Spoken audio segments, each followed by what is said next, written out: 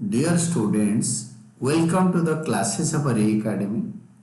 Today we are studying financial statements of sole proprietorship. इसमें हम question में करेंगे concept calculation of a gross profit, opening stock, closing stock, cost of goods sold, trading account में कुछ items missing है उसको हम करेंगे।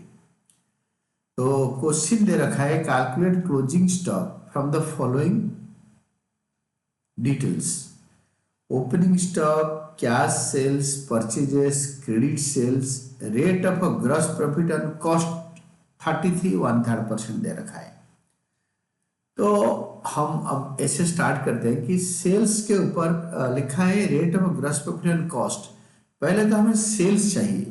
सेल्स दो टाइप का होता है, एक होता है कैश सेल्स और क्रेडिट सेल्स।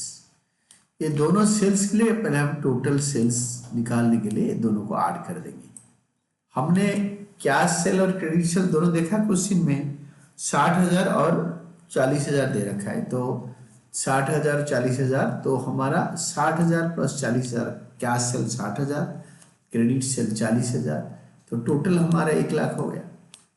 फिर दूसरा फॉर्मूला बोल रहा है rate of gross profit and cost 33 1/3%, क्योंकि हमें कॉस्ट ऑफ गुड्स सोल्ड निकालने के लिए कोई तरीका है नहीं, खाली ग्रॉस प्रॉफिट से निकाल सकते हैं। तो और दूसरा फॉर्मूला है टोटल सेल। दूसरा भी होता है टोटल सेल, होता है cash sale plus credit cell.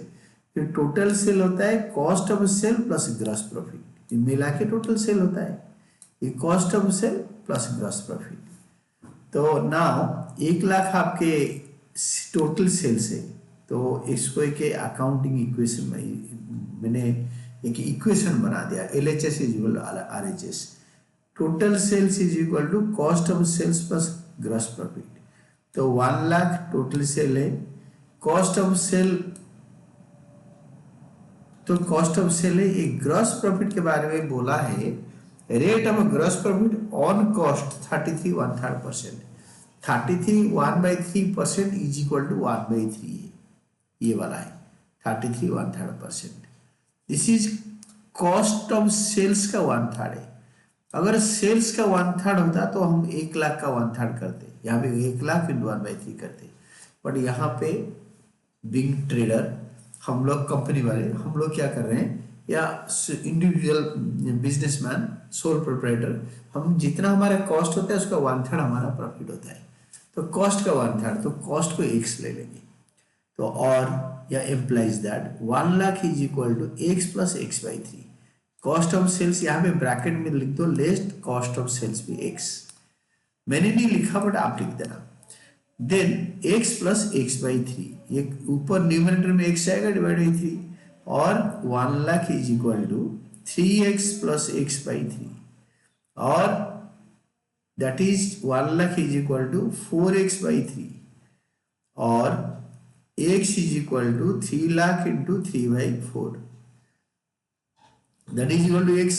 और x होता है cost of sales. Cost of sales is equal to 75,000। ये आपको तो बढ़िया समझ में आ गया होगा कि इसका ये मतलब इक्वेशन सॉल्व कर दिया 75,000।